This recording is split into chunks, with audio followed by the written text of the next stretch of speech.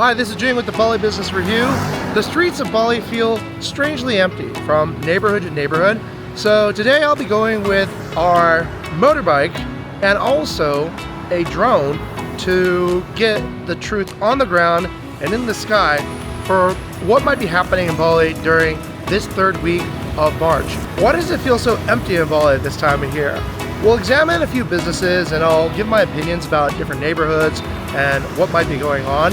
But if you want to plan now for pricing or understanding something about occupancy in different neighborhoods, you don't want to miss this episode as I go neighborhood by neighborhood and explore what's the cause of this particularly low season and the seemingly empty streets in Bali this year.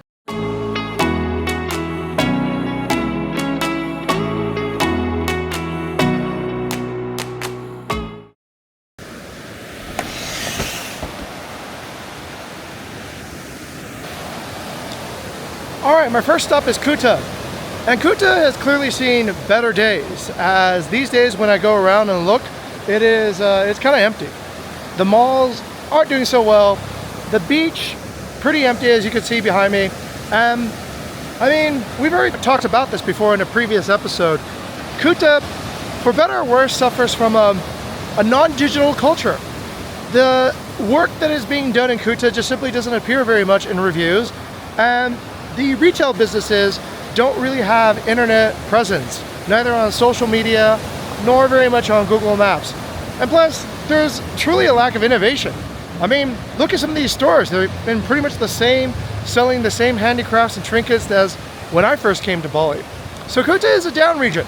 It is probably suffering the worst of all the areas in our further exploration. And we're gonna take a look and see if we find any evidence of demolition, because I think I saw some sites that are being leveled right now and perhaps being rebuilt into better type accommodations in the future, or better type businesses in the future. Now, one of the very curious things that's happening right now is, though, on the ground, I have been noticing less than spectacular, say, activity from people going to restaurants or anywhere. But what's strange is actually online, based on some simple data research. This is a flight activity graph that we've been able to download from FlightAware, which is a website that is tracking flights all over the world. And the 2026 green line represents flight movements in Bali this year. The red line represents flight movements in 2025 and blue line in 2024. And as you can see, the green line for early days of the year is actually above. Now, there are some dates in 2025 that have exceeded the dates in this year, but for the most part, you can see that the green line is above the previous years, especially in, I think, the past few days. Now, what exactly does that mean? So that means that there's actually more people coming and going from Bali than in previous years, or maybe not people, but at least more flights coming and leaving. Now, here's the other interesting fact. The other interesting fact is here on Google Trends. So Google Trends is a website where you can look for, let's say, keyword search interest in the term Bali. This is important because it tells you how interested people are thinking about Bali, okay? Now, as we can see, this is mapping from 2024 up until, let's say, today. And this is COVID, of course, in 2020, where the interest in Bali fell to really low. But as you can see, the trend for interest in Bali is rising now in 2026. It is even a bit higher at its peak this year in 2026 than it was in previous years. So that tells you kind of something interesting, that it's not necessarily that people don't want to come to Bali or there's no interest in Bali. It is something else. I have a theory for what that something else might be, but let's go take a look at the rest of Bali first and see what we find on the streets and skies. Okay, now at this point I'm at the 66 beach and behind me is the 66 hotel.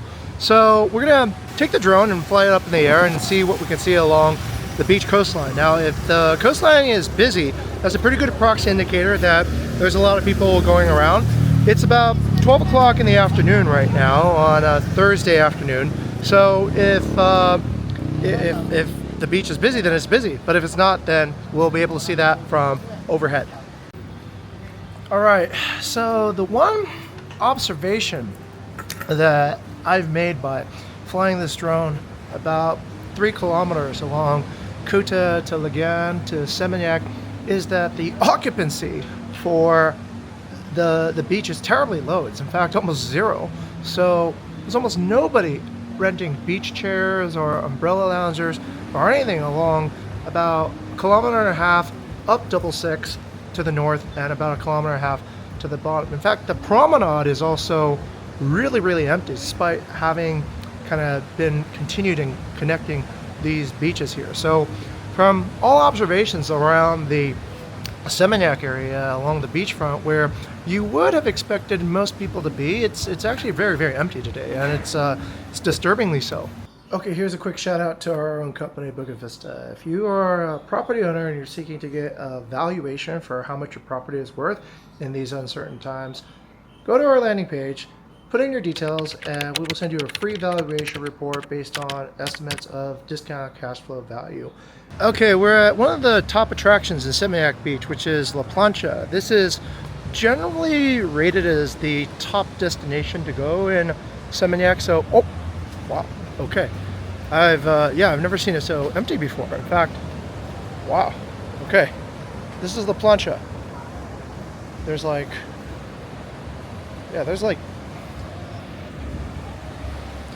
10 people here. That's probably including the staff as well. Now, one interesting observation that I've been noticing is Jalan Kunti. Jalan Kunti these days has become more of an Indian-friendly street.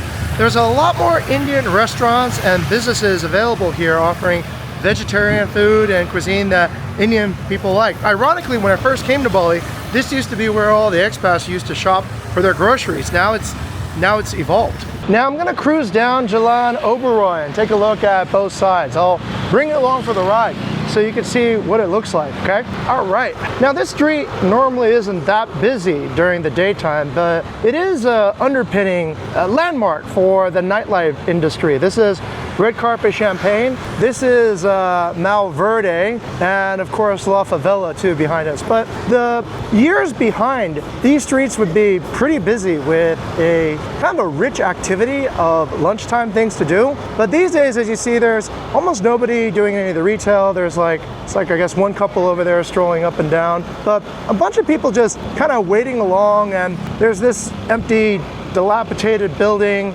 but the street is effectively dead. It's almost completely abandoned, even though some of these retailers have been around for quite some time. So I would imagine they would be doing a little bit better, but yeah, pretty empty. Now, to anybody who says the government doesn't do anything, they do actually.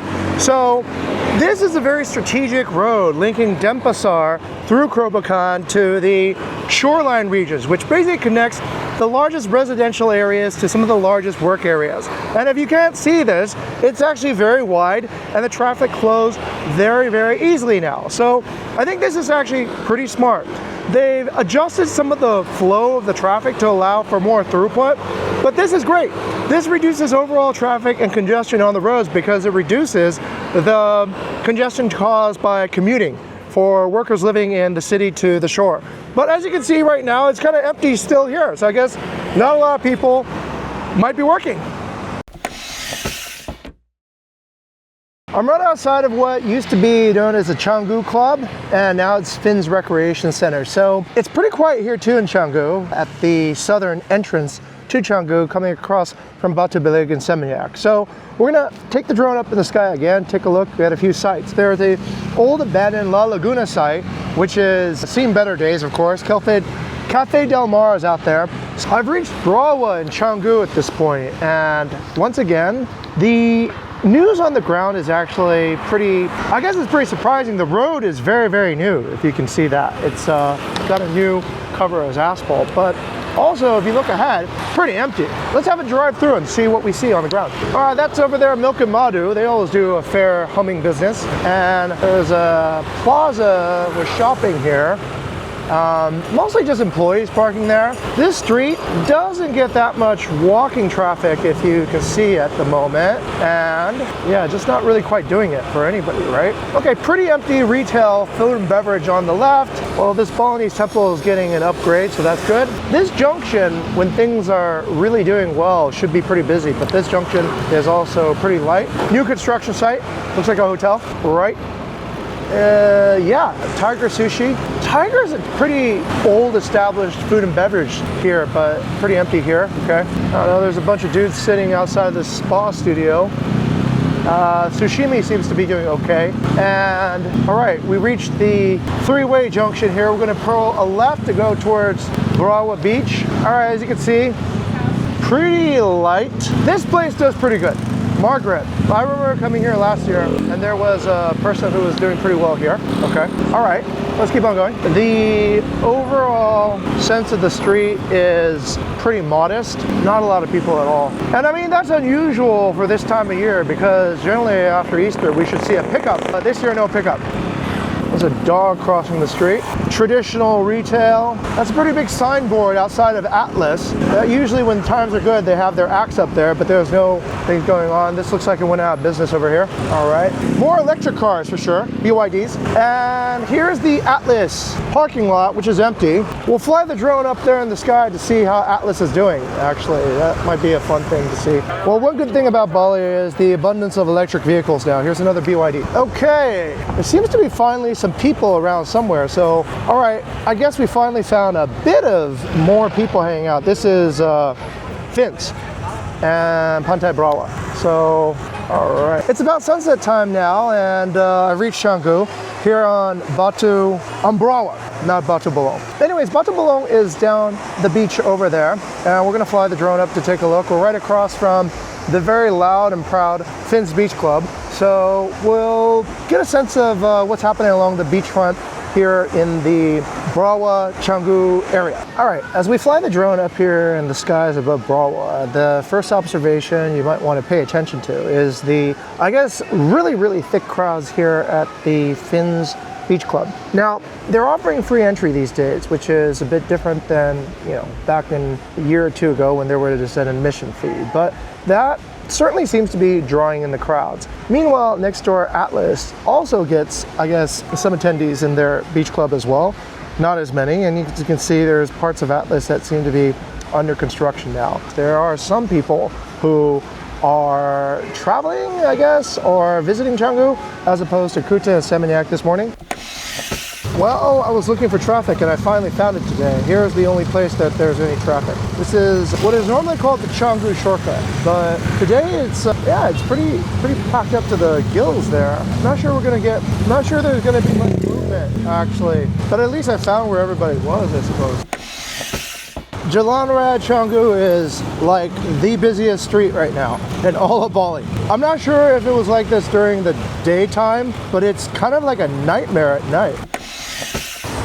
Really good. One of my favorite things to do is to kind of discover these really secret gems of Balinese food. They're hard to find actually, and they're kind of going away because fewer Balinese people live in the neighborhoods proportional to what they used to be. But places like this keep it real, and they have to be very street, but the food is exceptionally good. Generations of probably really good recipes passed on. Amat Wood is arguably the center or the busiest intersection in Canggu now.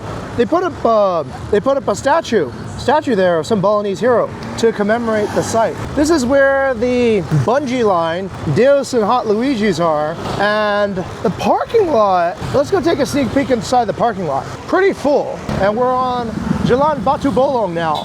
And I'll take you for a drive and you can see what's going on here. Now, I'll let you decide for yourself what you see, but here's another Middle Eastern restaurant, but really kind of empty. That I just don't really understand. All that traffic to just come over here, and then it's like no one's here. All right, main drag here in Canggu, sports bar, looking good. But as you can see, pretty sparse foot traffic. There's probably more businesses that are closed than open. Bakery, Mexican food, pretty empty. I mean, oh God, the trash burning. A lot of trash burning in Canggu. This place seems pretty busy. It's billiards or Indian food. Man, this is just how quickly your fortunes can change. I was here last year when the owners were doing a British concept and it was one of the coolest places. Now it's completely gone. Look at it, it's just for sale now. Wow, that was over really quick. They barely got started. My hypothesis at this moment is it could be What we actually covered in a previous episode, it's digital redistribution. It's not that there's nobody coming to Bali at all. It's more that people are coming, but they are just finding themselves into niches that are each different from each other.